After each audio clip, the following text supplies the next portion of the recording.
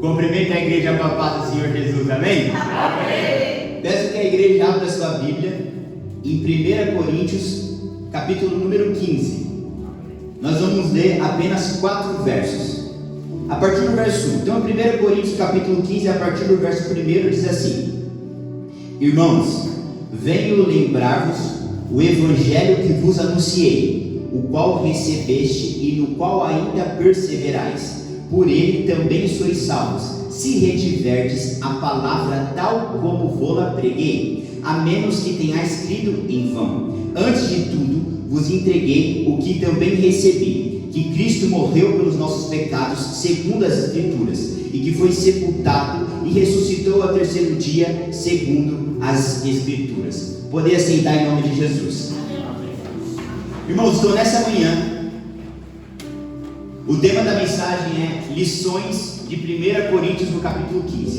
Então eu vou estar compartilhando com vocês diversas lições que tem nesse capítulo 15 de 1 Coríntios. E a primeira lição que eu quero compartilhar com a igreja é a seguinte: presta muita atenção.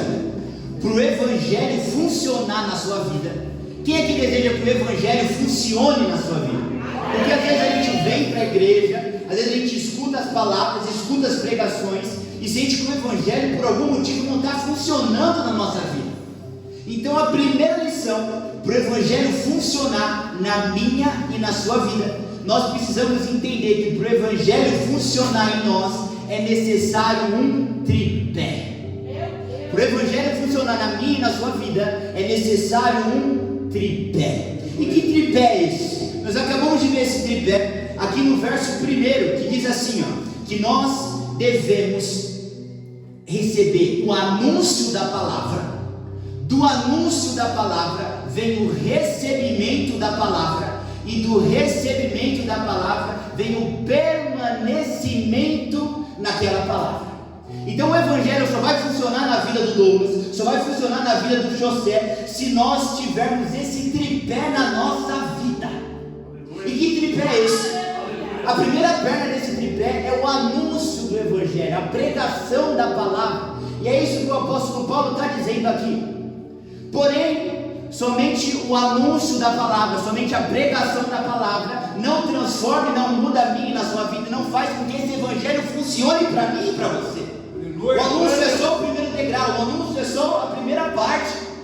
Porque quantas vezes a palavra não é anunciada, e quantas igrejas a palavra não é pregada, ou seja, a primeira perna do tripé é estabelecida no púlpito e no altar. Aleluia. Porém, somente esse pedaço não resolve a minha e a sua vida. Tem a segunda etapa, o segundo pé desse tripé. E o segundo pé desse tripé é o recebimento.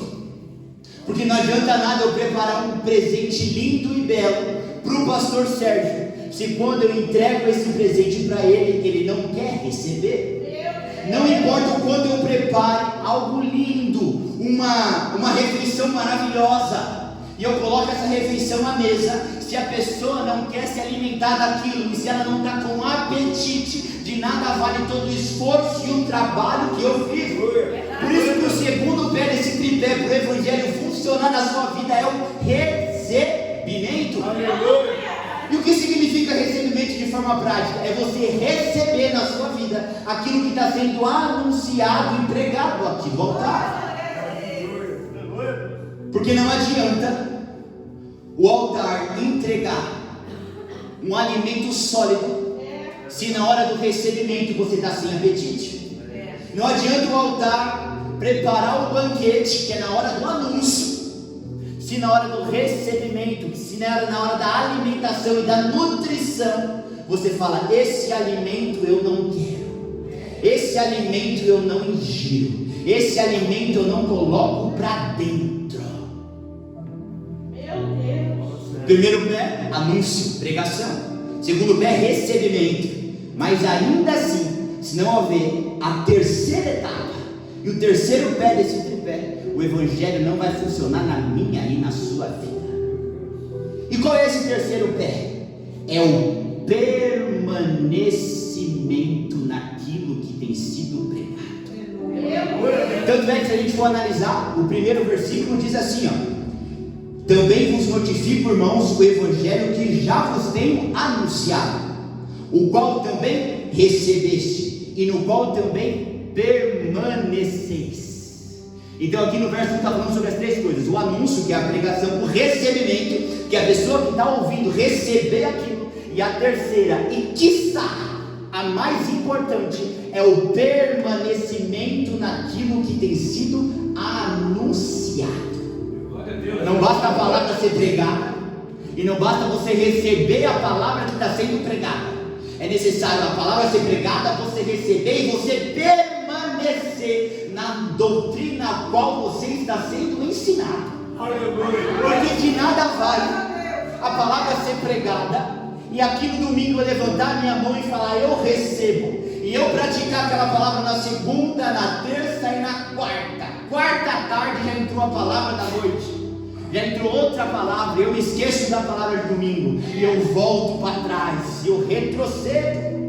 É por isso que o Evangelho ele não funciona na minha e na sua vida, porque a palavra ministrada hoje, eu tenho que receber ela e permanecer nela. Se eu não permaneço nela, se ela entra por um ouvido, sai pelo outro, ou se ela tem ação na minha vida por 24 ou 42 ou 78 horas, e ela de uma hora para outra eu esqueço, e eu não permaneço, é como se ela perdesse o efeito. Nós temos aqui na nossa igreja muitos irmãos que trabalham em indústria farmacêutica. Quando você pega a posologia daquele remédio, daquela medicação, vem quantos dias você tem que tomar, e em quantas horas você tem que tomar aquele medicamento. Não importa, irmão José, se é o melhor medicamento, se você não permanece tomando ele pelo tempo determinado, ele não vai gerar o efeito na sua vida a qual ele foi designado. Pode tomar o primeiro dia bem, o segundo dia bem, só que se o tratamento for de 15 dias e você para no meio do processo, aqueles 2 dias não valeram de nada. E digo mais, se tal medicação for um antibiótico, se você para o tratamento no meio do processo, o seu segundo estado se torna pior do que o primeiro. É por isso que nós só vamos começar a ter o Evangelho efetivo e funcionando na nossa vida quando respeitarmos esse tripé. O primeiro é o anúncio, e glórias a Deus, essa igreja tem anunciado um bom passo. O segundo passo é o recebimento. Então, quebrando o seu coração, eu e você, nós como um coletivo, para receber a palavra que está sendo ministrada. E o terceiro passo do tripé para tudo funcionar, vamos permanecer nessa doutrina, vamos permanecer no que está sendo ensinado, vamos permanecer naquilo que o Senhor está falando. Porque se o antibiótico de uma farmacêutica, pastor, ele gera resultado, que dirá a Bíblia Sagrada? Se o Evangelho que nós pregamos aqui é um remédio para a alma, vamos tomar certinho, irmão Leandro, vamos ingerir certinho, porque com certeza vai gerar resultado e cura na minha e na sua vida. Então essa é a primeira lição que eu gostaria de compartilhar com vocês, de 1 Coríntios no capítulo 15. A segunda lição é a seguinte: o Evangelho ele só pode salvar se ele permanecer intacto e não for mexido. Vou repetir: o Evangelho ele só pode salvar se ele permanecer intacto e não for mexido. E aí a gente vai olhar o verso número 2, onde o apóstolo Paulo diz assim, ó: pelo qual também sois salvos, se retiverdes tal como vou tenho anunciado. Então aqui o apóstolo Paulo no verso 2 está falando sobre salvação, sobre a salvação que esse Evangelho gera na minha e na sua vida. E o apóstolo Paulo está falando assim, ó: pelo qual o Evangelho, vocês vão ser salvos. Aí ele coloca um se, uma condição. Esse Evangelho que ele está anunciando, irmã Rosângela, só vai gerar resultado se, e aí o que ele fala? Se você retiver ele da mesma forma como ele tem anunciado. Então aqui entra a parte da análise. Será que as palavras que têm sido pregadas e ministradas hoje em dia, elas retêm exatamente a doutrina dos apóstolos? Será que a palavra que tem sido ensinada nos púlpitos hoje em dia, pregada nas igrejas hoje em dia, eles têm retido a doutrina de Paulo, a doutrina dos apóstolos? O apóstolo Paulo está falando aqui no verso 2, que só vai gerar resultado a pregação, a palavra e o evangelho que retiver os princípios ao qual ele ensinou. Então nós conseguimos identificar que se o presbítero Douglas pega a palavra, o evangelho, e ele mexe, se ele prega a palavra e o evangelho, e ele não mantém isso intacto, mas ele quer puxar uma vírgula aqui, acrescentar um texto lá, colocar uma opinião pessoal cá, o evangelho ele para de ter efeito, porque o medicamento às vezes deve ser combinado com outras substâncias, isso potencializa o seu efeito. Porém, se você pega o medicamento A e combina com a substância B, pode dar um choque. Se você mistura duas substâncias que não foram criadas pelo mesmo propósito, e uma não coopera e não contribui com a outra, o que acontece? Você não tem resultado. Imagina que você precisa tomar um remédio para te fazer dormir. Eu estou fazendo essa alusão para você entender a palavra. E você tomando um remédio que vai te fazer dormir, o seu objetivo é o quê? Dormir. Mas e se junto com esse medicamento você toma um estimulante? Você vai estar tomando um para dormir e um estimulante, você vai virar um zumbi. Porque um vai estar te puxando para menos, o outro vai estar te puxando para mais. Vai dar resultado? Não.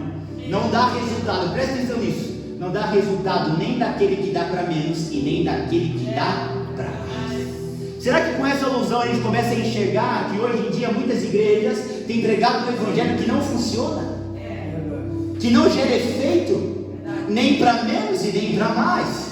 Porque quando a gente quer misturar o precioso com o vil, anula.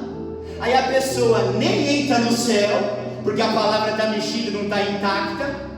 E ela nem aproveita tudo que o inferno tem para apresentar para ela. Ela fica em cima do muro. Então ela nem é um pecador 100% efetivo, e nem ela é um cristão 100% efetivo. O que ela está fazendo? Perdendo tempo. Vai anotando aí, Bernardo, depois eu quero ver. Ele está assim, ó, vidrado na palavra. O que o apóstolo Paulo está querendo dizer no verso 2? Mantenha intacto a doutrina que eu ensinei.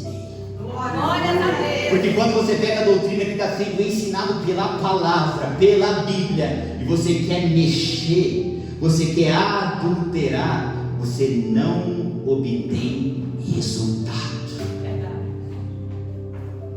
Quando você vai para uma academia com o objetivo de emagrecer, só que depois da academia você sai do treinamento e fala assim: nossa, deu uma fome, deixa eu passar no drive-thru, e você come uma comida totalmente gordurosa. O que vai acontecer? Todo o seu treino foi por água. Aí a pessoa fala assim: irmão José, não sei o que acontece, eu vou para a academia e emagreço. A gente ri, mas eu gosto de fazer essas brincadeiras para trazer para o ambiente da igreja. Mas minha irmã, eu tenho orado e o resultado não tem vindo. Eu tenho jejuado e o resultado não tem vindo. Eu tenho buscado ter uma vida no altar do Senhor e ser uma nova criatura, o resultado não tem vindo. E o Senhor está falando assim para mim e para você através dessa pregação: deixa intacto, não mexe e não mistura, porque senão não dá resultado. Próxima lição. A próxima lição também está no verso 2. E olha só a parte B. Eu vou ler a A e a B e depois eu vou explicar. Pelo qual também sois salvos, se retiverdes tal como vou tenho anunciado. Se não é, então, que vocês creram em vão. Olha aqui para mim, presta muita atenção. Quando o evangelho ele é modificado, quando o evangelho ele é mexido, as pessoas estão crendo em vão e estão perdendo o seu tempo. O que o apóstolo Paulo está dizendo é assim, ó. Está vendo essa palavra que eu anunciei para vocês? Mantenham ela, retenham ela, não mistura o precioso com o vil, não vem mexer nessa doutrina que está sendo ensinada, porque se mexer, a Bíblia fala, vocês creram em vão. Está perdendo tempo, está sendo feito a si próprio de bobo, e por você mesmo, porque está misturando, não está deixando intacto. E a pergunta que eu quero te fazer é: será que nós estamos crendo verdadeiramente ou estamos crendo em vão? Porque se estamos deixando o evangelho mexido, não intacto, mas se a gente está misturando coisas, colocando vírgulas, acrescentando versos, eu e você estamos crendo em vão. A nossa fé, ela é vã. Eu arrisco a dizer que o ímpio vai ter mais sucesso na sua caminhada do que você. Porque a Bíblia fala, aquele que é limpo, limpe-se mais. Aquele que é sujo, suje-se mais. Então se a pessoa ela é híbrida, se a pessoa ela tem um pouquinho de igreja e um pouquinho do mundo, irmãos, entenda que espiritualmente não existe nada híbrido. Com Deus não é o tanque entra tanto gasolina como álcool, não. Tanto que Jesus ele falou, é sim, sim e não, não. O que passa disso é de procedência maligna. O que passa de sim, sim e o que passa de não, não, pertence ao outro reino e não ao meu. É do adversário, não vem de mim. Então se nós estamos querendo viver um evangelho híbrido, se nós estamos querendo mexer, misturar e adulterar a doutrina dos apóstolos, a gente está crendo em vão. E o presbítero está vindo aqui perder o tempo dele. Qual é o trabalho que eu tenho? Sendo que a palavra já está escrita, já está pronta.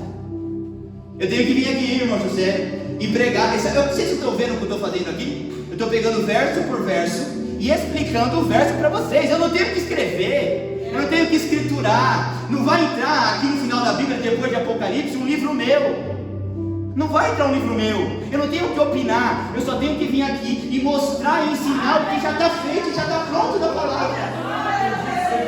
Não tem um inventários, onde é o que a gente inventa, a gente coloca lá. Não tem um livro do Douglas, o que ele acha, o que ele não acha, o que ele pensa, o que ele não pensa. Não, é o Evangelho. É por isso que o apóstolo Paulo está falando, tem que permanecer naquilo que eu ensinei, porque eu ensinei aquilo que eu recebi do Senhor. Ou seja, a palavra que tem que ser pregada é a palavra bíblica, doutrina dos apóstolos. Quando qualquer um pega esse microfone, ele não tem que ter opinião. Quando qualquer um pega esse microfone, ele não tem que achar, eu penso dessa maneira. Não, eu não tenho que pensar, eu tenho que obedecer. Eu não posso querer mexer. É intacto a palavra, é ensinar o que está escrito. Ensinar o que está escrito. É claro que vem as revelações, vem as visões, e nós temos um pastor que ele usa as visões e revelações que Deus dá para ele para nos ensinar. E isso é bíblico. Isso é correto. O que eu estou falando contra é a pessoa que não está nem ensinando com visão, nem ensinando com revelação e nem ensinando com a Bíblia, e ele vem com achismo pessoal. E Paulo está falando que se isso entra, está crendo em vão.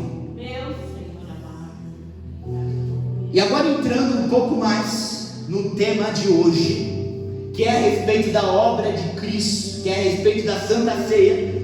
Eu também gostaria de compartilhar com a igreja a seguinte informação. Eu não sei se você sabe, mas a obra de Jesus, presta muita atenção nisso. Eu não sei se você sabe, mas a obra de Jesus, ela é dividida em dois grandes acontecimentos. Repita comigo, dois acontecimentos. Glórias a Deus. E o primeiro acontecimento é a morte de Jesus. E o segundo grande acontecimento é a ressurreição de Jesus. E o evangelho pregado, ele não pode estacionar somente na morte de Cristo.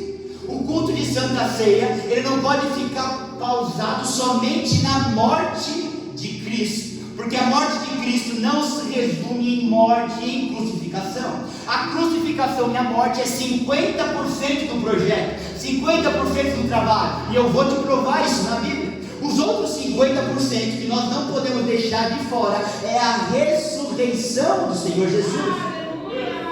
Porque, irmão Albino, quando eu pego morte, mas excluo ressurreição, a obra de Cristo está incompleta.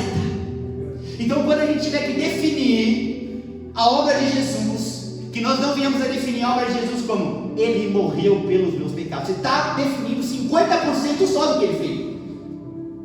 Você está falando só do primeiro grande acontecimento, que foi a sua morte. Quando a gente quiser definir, resumir, a obra de Jesus é morte e ressurreição.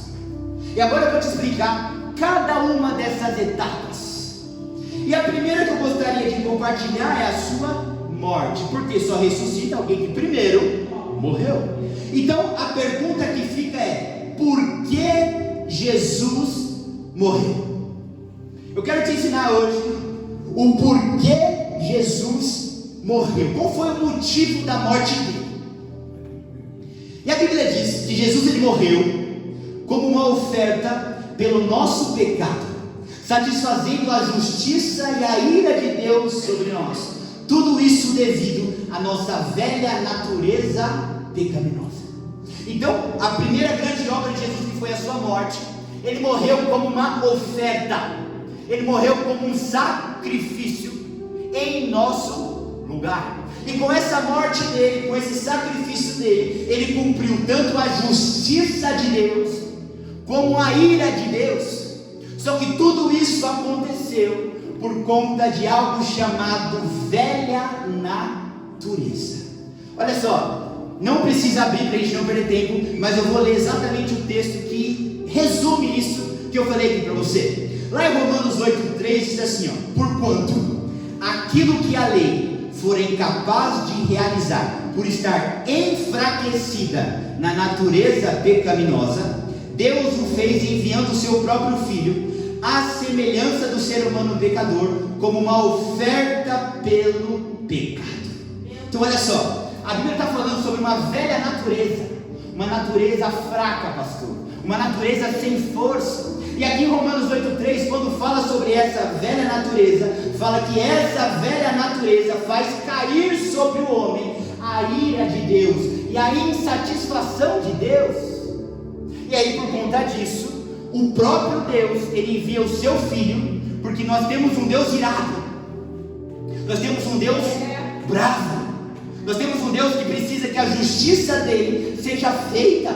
Porque onde já se viu um Deus que fala que o salário do pecado é a morte, passa a mão na cabeça do pecador? Por acaso Ele é um Deus de duas palavras? Não, Ele é um Deus que Ele cumpre e honra com a sua palavra. Então, se está escriturado que o salário do pecado é a morte, é a justiça de Deus, é o tribunal de Deus. Então o pecado tem que ser pago com morte. Porque se o pecado não é pago com morte, a palavra de Deus torna ele mesmo mentiroso. Sim, não é pago o pecado com morte. Então nós temos um Deus que precisa que perante o seu tribunal a justiça seja feita. E também nós temos um Deus irado devido à rebeldia do homem. E o que levou tudo isso? O que levou tanto a Deus precisar satisfazer a sua justiça, de cumprir o salário do pecado e a morte, quanto Deus ter a sua ira diminuída, aplacada, para mim e para você?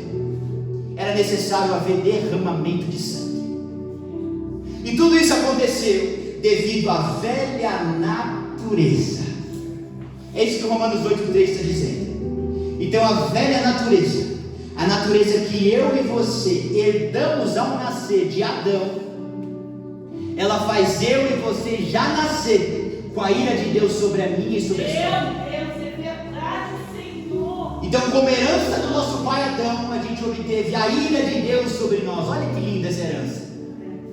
Ele podia ter deixado bem, ele podia ter deixado fazenda, ele podia ter deixado tanta coisa boa, mas olha que herança boa que Adão e Eva deixaram para nós: ira de Deus e condenação eterna.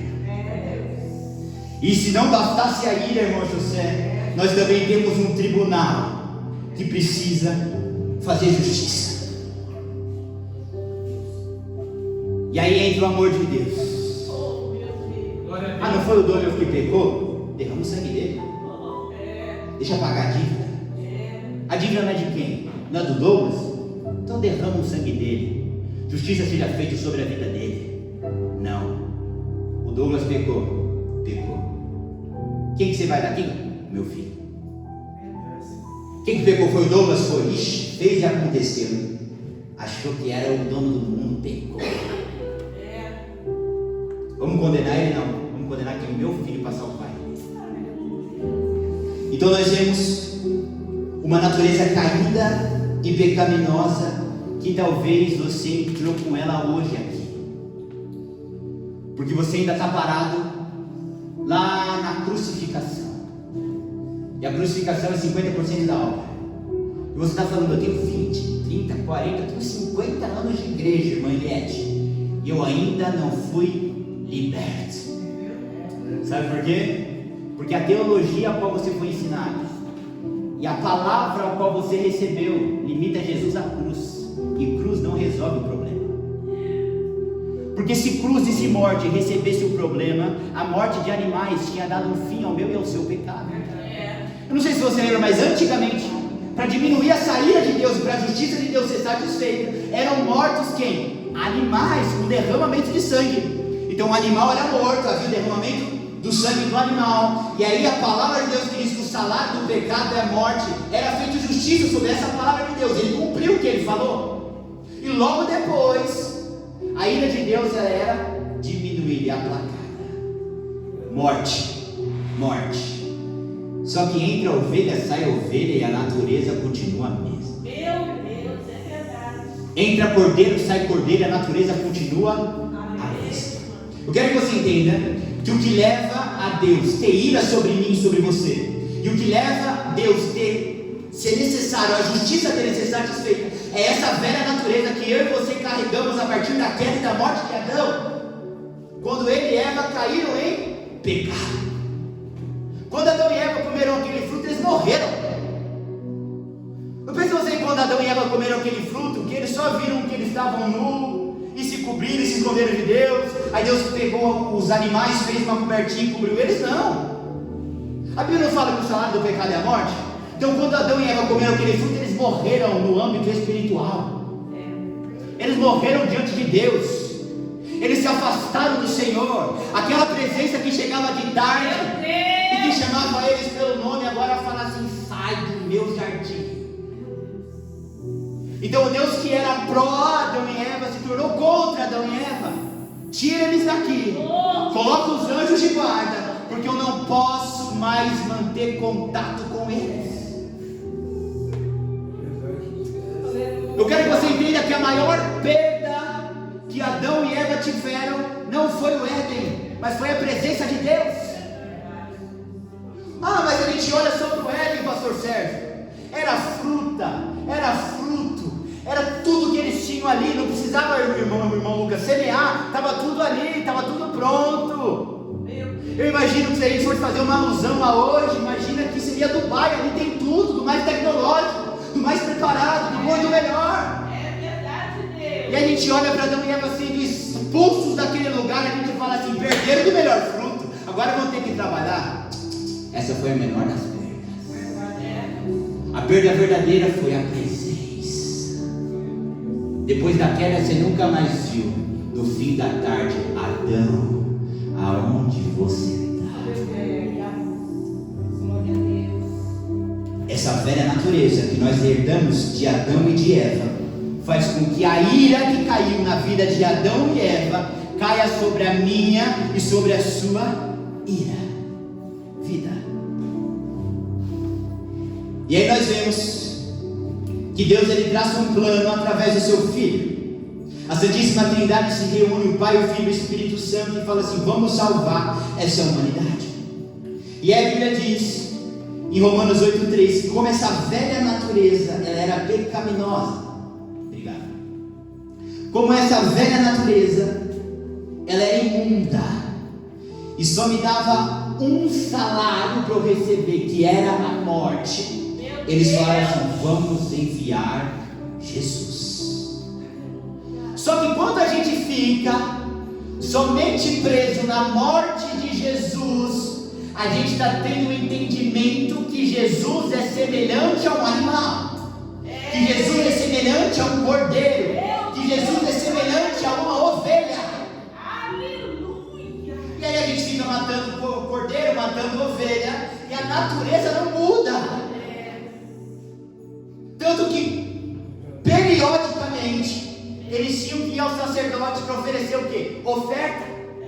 Por quê? Matavam um boi hoje, amanhã pecava. Por quê? O problema não é a morte, o problema é a natureza.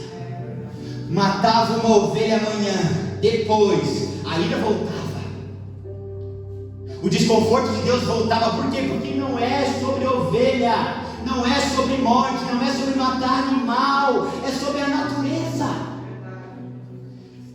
Então Deus, quando Ele enviou Jesus, Ele queria curar um problema na raiz, porque a gente estava tomando somente remédio que não resolvia a situação. Costumo brincar que a gente estava tratando um câncer com dipirona. Dipirona trata dor de cabeça e uma dorzinha que eu tenho aqui e ali. Câncer é quimioterapia, câncer é radioterapia. Então, quando eram matados os animais, a gente curava sintomas. Mas a origem principal, que levava a gente a ter que matar aqueles animais, a doença-chave, era a velha natureza.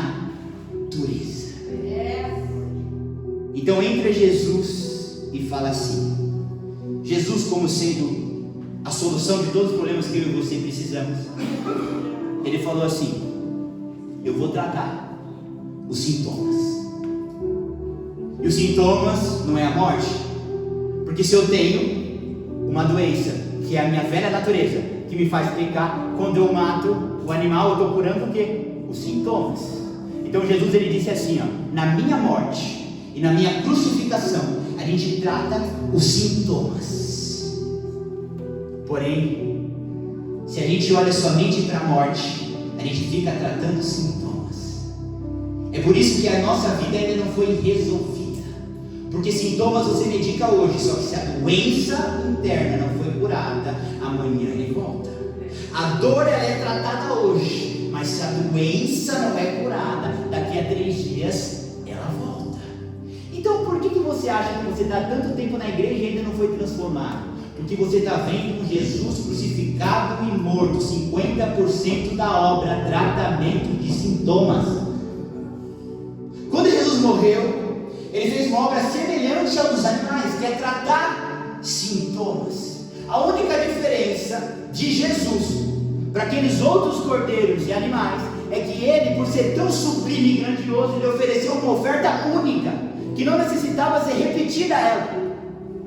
Então Ele tratou os primeiros sintomas, que é satisfazer a justiça de Deus e conter a ira de Deus com a sua morte, como era feito com os animais.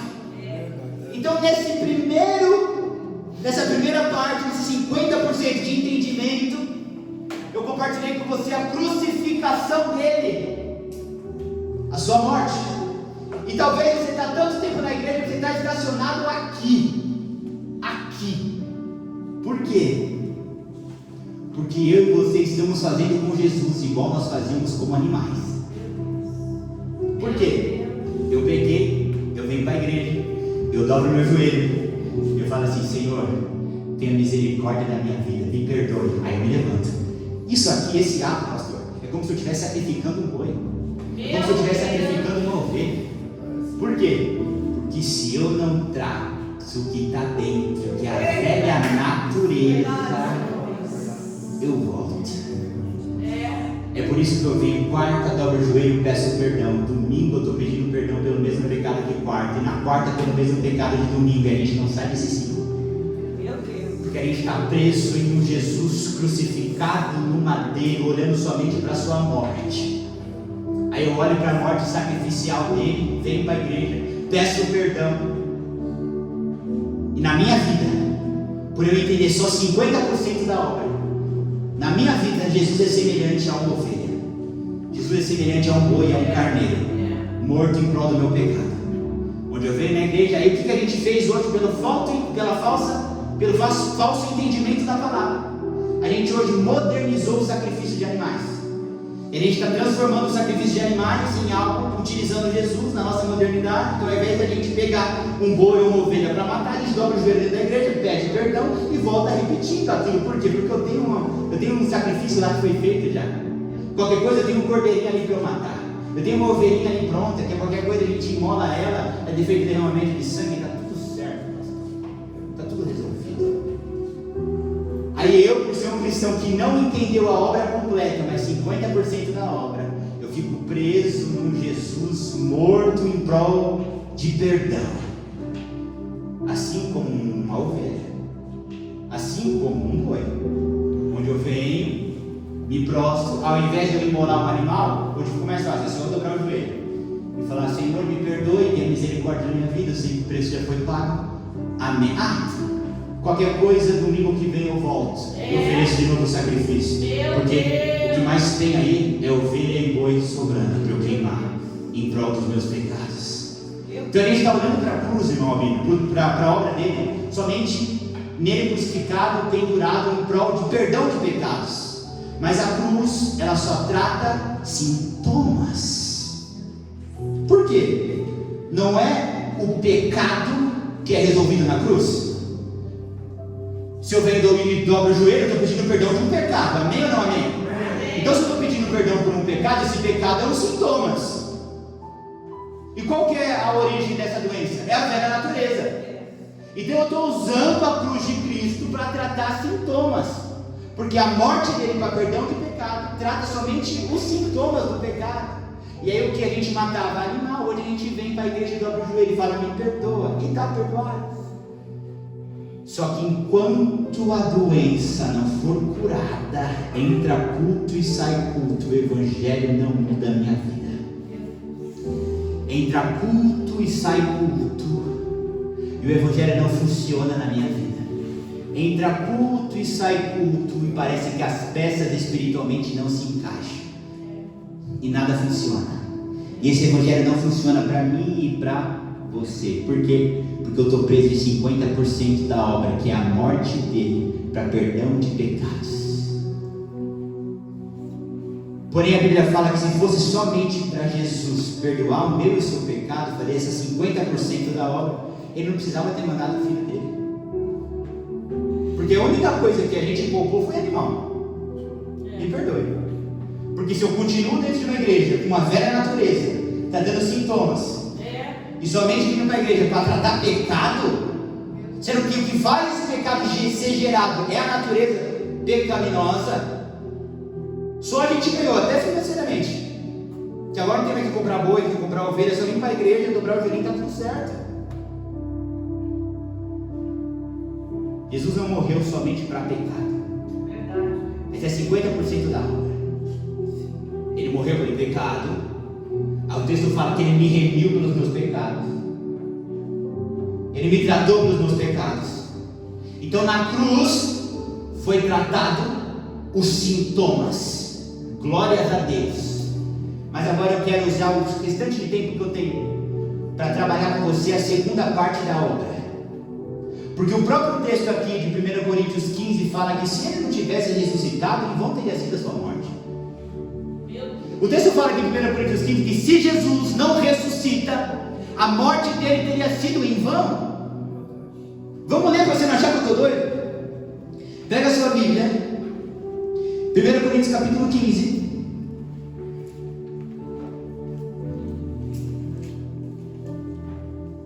Verso 13. 1 Coríntios 15, verso 13 e 14. Diz assim, ó: e se não há ressurreição dos mortos, então Cristo não ressuscitou. E se Cristo não ressuscitou, é vã a nossa pregação e vã a nossa fé. Então, se aqui o texto está dizendo em 1 Coríntios 15, verso 13 e 14, que se Jesus não tivesse ressuscitado, o trabalho dele teria sido vão, isso fica claro para mim e para você, que mais importante do que a morte dele foi a ressurreição dele. Porque, irmã Kelly, o texto está falando assim, ó, ele morreu, tudo bem,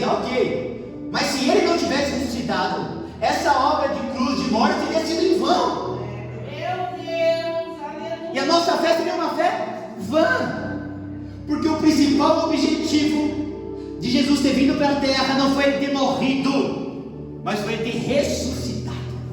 Por isso que o texto fala, se ele não tivesse ressuscitado, aquela obra dele ia ter sido vã. Ia ter sido vão ele ter sido transpassado, ia ter sido vão todas aquelas lágrimas de sangue, ia ter sido vão a coroa de espinho, ia tudo ter sido em vão se ele não ressuscitar. Quem está falando isso é o Douglas, não, porque o Douglas não tem opinião, é o apóstolo Paulo. Então o apóstolo Paulo deixa muito claro que mais importante do que a morte de Jesus é a sua ressurreição, porque sem ressurreição a obra de Jesus não teria valido de nada, teria sido uma obra em vão. Está entendendo o porquê que você tem tanto tempo de igreja e talvez a sua vida ainda não foi transformada? Porque você está olhando somente para a morte de Jesus. E o texto está dizendo que quando eu só olho para a morte de Jesus, a morte dele foi em vão.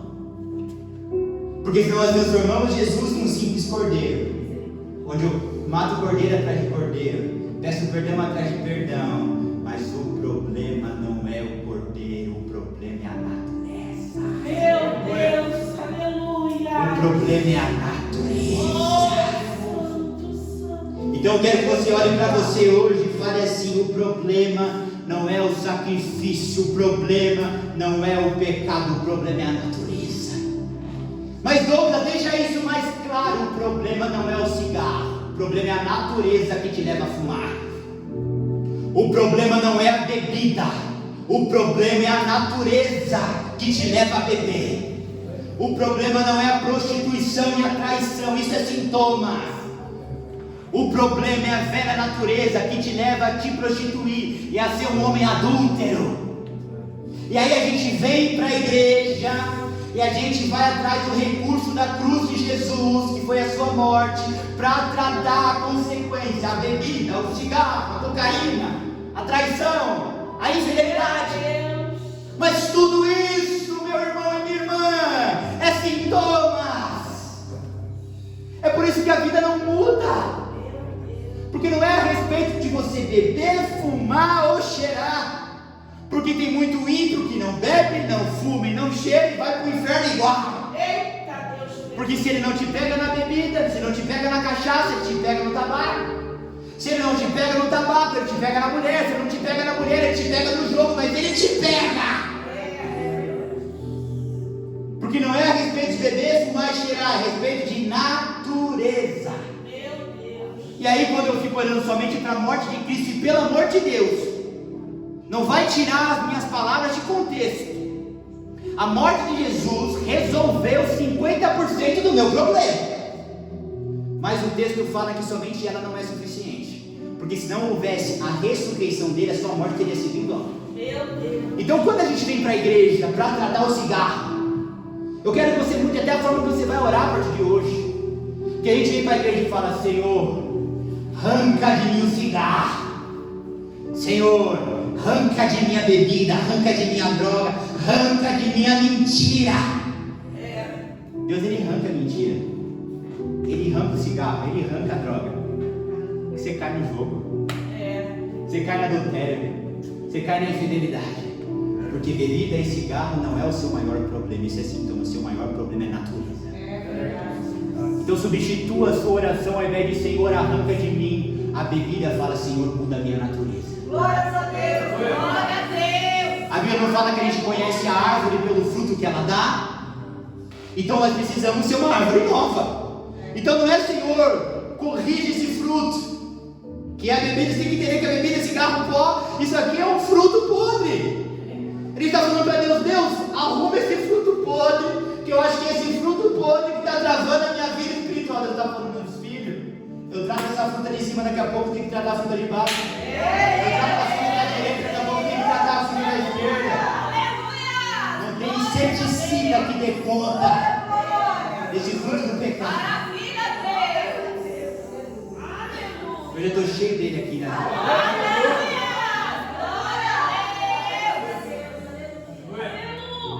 Aleluia! Não é sobre fruto, é sobre natureza. E aqui a gente fecha a morte. Irmã, me perdoa, mas eu preciso. Aqui a gente fecha a morte. E a gente entendeu que o problema não é morte, o problema é natureza. E aqui a gente entra na ressurreição. Glórias a Deus. Aí aqui eu vou pedir para você abrir. Abra sua Bíblia, por favor, em 1 Pedro. 1 Pedro, capítulo 1, verso 3. Amém. 1 Pedro, capítulo 1, verso 3. E aqui nós vamos ler em 1 Pedro, capítulo 1, verso 3, o porquê que Jesus ressuscitou. Eu gastei esse tempo ensinando por que ele morreu. Agora eu vou te ensinar o porquê que ele ressuscitou. E a resposta para isso está lá em 1 Pedro, capítulo 1, verso 3, que diz assim, ó: bendito seja o Deus. Está escrito isso mesmo? Estão me acompanhando? Amém. Bendito seja o Deus e Pai de nosso Senhor Jesus Cristo, que segundo a sua grande misericórdia, nos gerou de novo para uma nova viva esperança pela ressurreição de Jesus dentre os mortos. Presta atenção. Então a gente identificou um problema em comum. E que problema em comum é esse? É a velha natureza.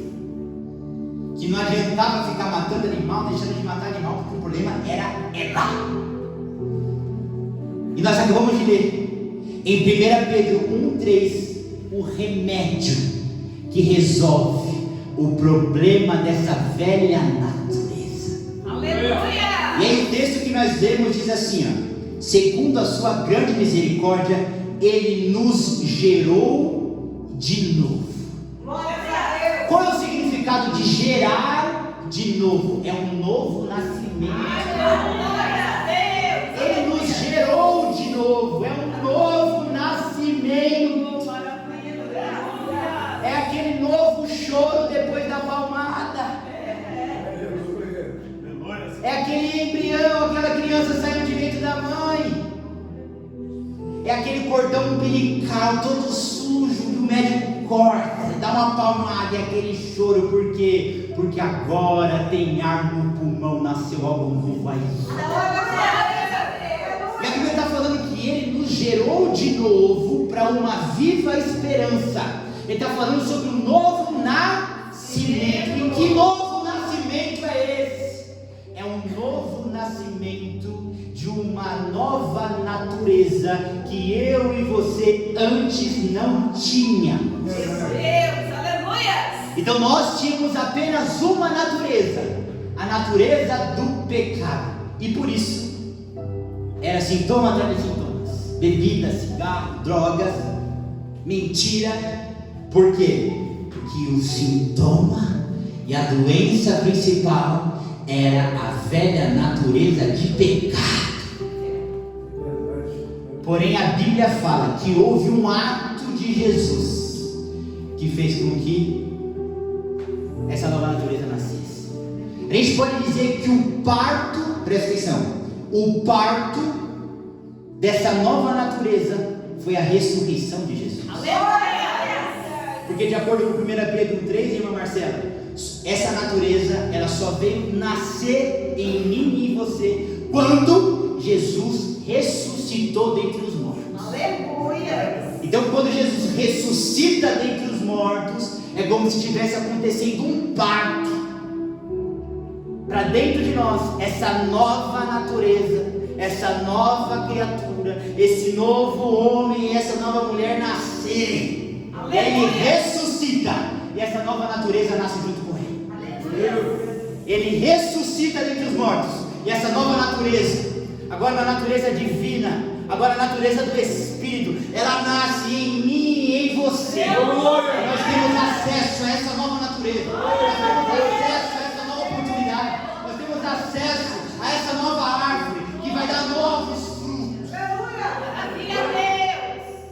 E a gente só teve acesso a isso, irmão Lucas, a partir da ressurreição. Glórias a Deus. E aí às vezes a gente fica parado, olhando para a cruz, olhando para pecado, me perdoe. E ele fala, essa é 50% da obra, filho. Mas essa obra, se não tem um novo nascimento a partir da ressurreição dele dentre os mortos, ia ser uma obra em vão. Então, quando a gente olhar para uma santa ceia, quando a gente olhar para um culto como esse, e a gente olhar para aquela cruz, os nossos olhos tirem Jesus daquela cruz e vejam ele ressurreto. Porque se na minha vida eu só vejo um Jesus crucificado, eu vejo um Jesus tratador de sintomas. Mas quando a minha cruz está vazia, quando a sua cruz está vazia, você olha e fala, não, ele não está ali pendurado. E o meu Cristo não é o na cruz pendurado, mas é o ressurreto. Eu paro de tratar sintomas de pecado e eu tomo posse dessa nova natureza que nasceu a partir da ressurreição dele. A cruz, 50% da obra, trata pecado, perdão. Só que o problema não é o pecado, é a natureza. A ressurreição é os outros 50% da obra que fecha os 100%. E a Bíblia fala em 1 Pedro 1,3 que quando ele ressuscita, ele cria e gera dentro de nós como um parto o nascimento da nova natureza, o nascimento da nova criatura. E é essa nova natureza, essa nova criatura que eu e você só temos acesso a partir da ressurreição de Jesus dentre os mortos, que me faz e te faz ser uma nova criatura, que agora não vai mais precisar vir aqui para resolver problema de bebida, agora não vai vir mais aqui precisar resolver problema de cigarro e de mentira. Sabe qual o problema que a gente vai vir aqui resolver? Senhor, me perdoe porque eu não jejuei como tinha que jejuar. Senhor, me perdoa porque eu não acordei de madrugada como deveria acordar. Senhor, me perdoa porque eu orei somente 4 horas, queria orar 6, queria orar 8. Senhor, me perdoa. Vocês estão vendo só como muda? Quando a gente tira o olho somente da cruz e coloca o olho na ressurreição dele, a gente vê que ele não veio somente para perdoar, ele veio para me transformar em um novo homem, uma nova mulher e uma nova criatura. Então os nossos problemas dentro da igreja não vai ser mais de pecado, tratar pecado, não, a gente vai tratar assuntos espirituais. A gente não vai vir mais para a igreja dobrar joelho e querer resolver com ele frutos da natureza antiga. Nós vamos resolver frutos da natureza nova. Então olhe para o trabalho dele, não na cruz, mas olhe o trabalho dele depois de 3 dias ele ressuscitando. Porque enquanto eu estou parado na cruz, a natureza é antiga, mas quando eu olho para a ressurreição, na ressurreição dele nasceu um novo homem dentro de mim. Então cigarro, amassa e joga fora, bebida, quebra e joga no lixo, mentira, arranca da tua boca. Por quê? Porque nele, pela fé, eu acesso uma nova natureza que faz vencer o pecado. E aqui eu agradeço a minha oportunidade em nome de Jesus.